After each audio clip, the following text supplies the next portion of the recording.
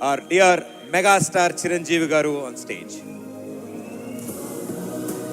Megastar Chiranjeevi గారికి NTR national film అవార్డుతో పాటు రాష్ట్ర ముఖ్యమంత్రి వర్యులు శ్రీ ఏ రేవంత్ రెడ్డి గారి చేతుల మీదుగా ప్రశంసా పత్రం, 10 లక్షల రూపాయల నగదు బహుమతి అండ్ అలాగే స్పెషల్ అవార్డు అందజేస్తారు.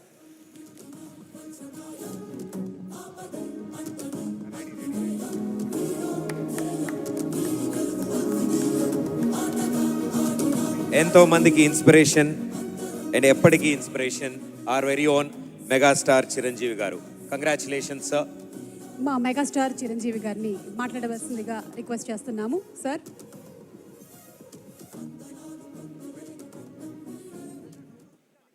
ఈనాటి చాలా హృదయంగా ఎంతో కళకళలాడుతూ జరుగుతున్నటువంటి ఈ తెలంగాణ గద్దర్ ఫిల్మ్ అవార్డ్స్ కార్యక్రమానికి మూల విరాట్ అయినటువంటి గౌరవ ముఖ్యమంత్రి శ్రీ రేవంత్ రెడ్డి గారికి, డిప్యూటీ ముఖ్యమంత్రి మిత్రులు పెద్దలు మా భట్టి విక్రమార్క గారికి, అలాగే మరొక మంత్రివర్యులు జూపల్లి గారికి, నా సహచరుడు, నా ఇష్టడు, నా మిత్రుడైన లోగన్ నాయకన్ కమల్ హాసన్ గారికి, మరో సోదరుడు నాగార్జున గారికి, అలాగే మరొక నాగేశ్వర గారి అవార్డు అందుకోబోతున్న జయసుధ గారికి, and best actor సంపాదించేటువంటి Naga Chaitanya, అలాగే బెస్ట్ యాక్ట్రెస్ రష్మిక మందన, ఇతర అవార్డు గ్రహీతలందరికీ స్వాగతం పలుకుతున్నాను, అభినందనలు తెలుపుకుంటున్నాను. ఈ శ్రీ పరాభవనామ తెలుగు సంవత్సరాది ఉగాది శుభాకాంక్షలు ఇక్కడ ఉన్నటువంటి ప్రతి ఒక్కరికి, ఆహ్వానితులకు, వీక్షిస్తున్న వారికి, 2 రాష్ట్రాల తెలుగు ప్రజలకు ప్రతి ఒక్కరికి నా మనస్ఫూర్తిగా తెలుపుకుంటూ నా సంతోషాన్ని వెలిబుచ్చుకుంటున్నాను. ఎక్కడైతే కళాకారులు గౌరవించబడతారో అక్కడ రాష్ట్రం, దేశం, ఆ రాజ్యం సుభిక్షంగా ఉంటుందన్నది నానుడి. దాన్ని సరిగ్గా అర్థం చేసుకుని ఒక సమయంలో కుంటిబడి ఉన్న, లేకపోతే నెగ్లెక్ట్ కాబడినటువంటి ఇదే ఫిలిం అవార్డ్స్ని ఆ యొక్క నానుడి అర్థం పరమార్థం గ్రహించి గౌరవ ముఖ్యమంత్రి గారు మళ్ళీ పునరుద్ధరించి కళాకారులను గౌరవించుకోవాలి, సినిమా యొక్క ప్రభావం ఎంత ఉంటుంది, దాని ప్రతాపం ఎంత ఉంటుంది, ఎంత ఇంపాక్ట్ ఇస్తుంది అనేది తెలుసుకుని ఎంతమందికి ఉద్యోగ అవకాశాలు ఇస్తాయి, ఎంతమందికి ఉపాధి కల్పిస్తుందనే దాని యొక్క ఆంతర్యం గ్రహించి మళ్ళీ దానికి పునర్జీవనం పోసి ఇదిగో ఈ రోజు ఇంత బాగా సజావుగా సాగడానికి, ఇంత హృదయంగా సాగడానికి, ఇంత అద్భుతంగా సాగడానికి కారణమైన వారికి ప్రత్యేకించిన మనస్ఫూర్తిగా ధన్యవాదాలు సభాముఖంగా తెలియజేసుకుంటున్నాను. సార్, మనం కలిసిన ప్రతిసారి మీరు సినిమా గురించి, సినిమా అభివృద్ధి గురించి, సినిమాని ఎలా ముందుకు తీసుకువెళ్ళాలంటూ ఈ హైదరాబాద్ అనేది నైసర్గిక స్వరూపంగా ఇది అన్ని దేశం మొత్తంకి మధ్యలో ఉంటుంది, అన్ని రకాల అట్మాస్ఫియర్స్ ఉన్నాయి, అన్ని రకాల అంబియన్స్ ఉన్నాయి, అన్ని రకాల ఇన్ఫ్రాస్ట్రక్చర్ ఉంది as per cinema is concern. కాబట్టి ఇక్కడ ఒక తెలుగు సినిమా కాదు, లేదా దక్షిణ భారత సినిమా కాదు, భారతదేశ సినిమా అని ఇక్కడ కేంద్రంగా ఉంచడం, భవిష్యత్తులో ప్రపంచ దేశ సినిమాలను కూడా ఇక్కడ ఆహ్వానించేలాగా మనం అన్ని అభివృద్ధి చేయాలి, దానికి అవసరట్లుగా మేమందరం సమాయుత్తం అయ్యామంటూ దానికి ప్రత్యేకించి ఈ కార్యక్రమాన్ని, ఈ యొక్క దీన్ని బృహత్ కార్యాన్ని భట్టి గారికి అప్పచెప్పారు. వీరందరూ కలిపి ఈ మధ్యకాలంలో గ్లోబల్ సమ్మిట్ జరిగినప్పుడు అందులో కూడా అంతర్భాగంగా ప్రత్యేకించి సినిమాకి వారు అవకాశం కల్పించి వారిని ఆహ్వానించి మంచి చెడ్డల గురించి తర్కించి చర్చించి దానికి కావలసినటువంటి సదుపాయాలు మీరు ముందుకు రండి, ప్రభుత్వం మీ అండదండలు అందిస్తుంది, ఇది ఈ రోజున పెద్ద ఎత్తున మనం సినిమాకి పెద్దపీట వేయాలి అంటూ వారు ప్రత్యేకించి సినిమాకి ఇస్తున్న ప్రాముఖ్యతకి మనందరం నిజంగా ఎంతో రుణపడి ఉన్నాము.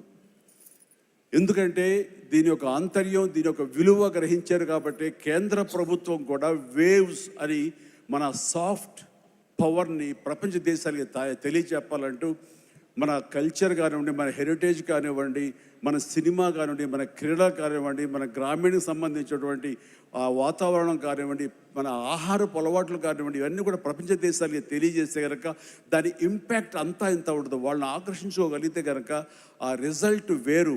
అందుకనే కేంద్ర ప్రభుత్వం కూడా ఈ సాఫ్ట్ పవర్ యొక్క ఇంపాక్ట్ గ్రహించి దీన్ని వేవ్స్ అని మధ్యకాలంలో నన్ను కూడా అందులో భాగస్వామ్యం చేస్తారు. కమల్ హాసన్ గారి వీళ్ళందరినీ కూడా దాన్ని చూశారు. ఎందుకంటే వాళ్ళందరూ దాన్ని చవి చూశారు.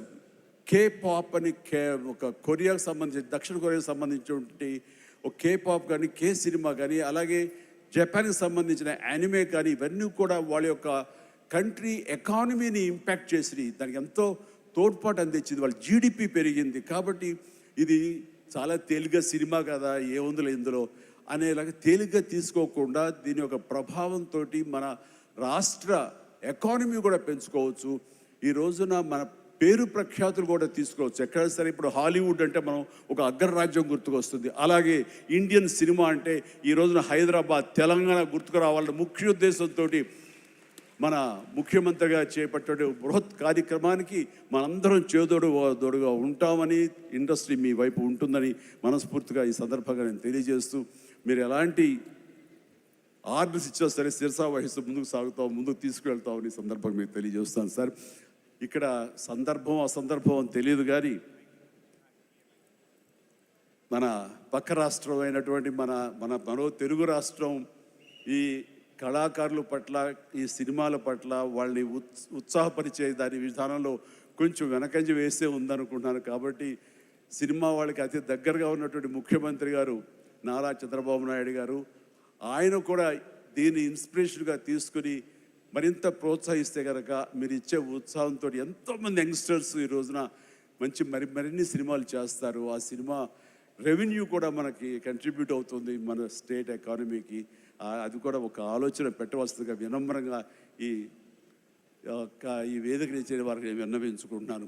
అలాగే మన ఈ కార్యక్రమం, ఈ అవార్డులను చూస్తుంటే కనుక ఇది సీనియర్స్కి గౌరవాన్ని ఇచ్చే విధంగాను, అలాగే యంగ్స్టర్స్ని ఉత్సాహపరిచే విధంగాను చాలా చక్కగా ఈ అవార్డులు ఎంపిక జరిగింది. దాని కానీ ప్రత్యేకించి మన జ్యూరీ కమిటీకి కానీ, ఈ అవార్డుల కమిటీ సభ్యులకి ప్రతి ఒక్కరికి నా హృదయపూర్వక అభినందనలు తెలియజేస్తున్నాను. మరొకసారి ప్రతి ఒక్కరికి నా ధన్యవాదాలు తెలియజేసుకుంటూ ఉగాది శుభాకాంక్షలు తెలియజేస్తాను. ధన్యవాదాలు. Thank you so much sir. Thank you so much megastar Chiranjeevi గారు. మీకు శుభాకాంక్షలు తెలియచెప్తూ ఉన్నాము. అలాగే thank you so much sir. Thank you. You are an inspiration, a true motivation. Thank you. Chiranjeevi గారిని కూర్చోవలసిందిగా రిక్వెస్ట్ చేస్తూ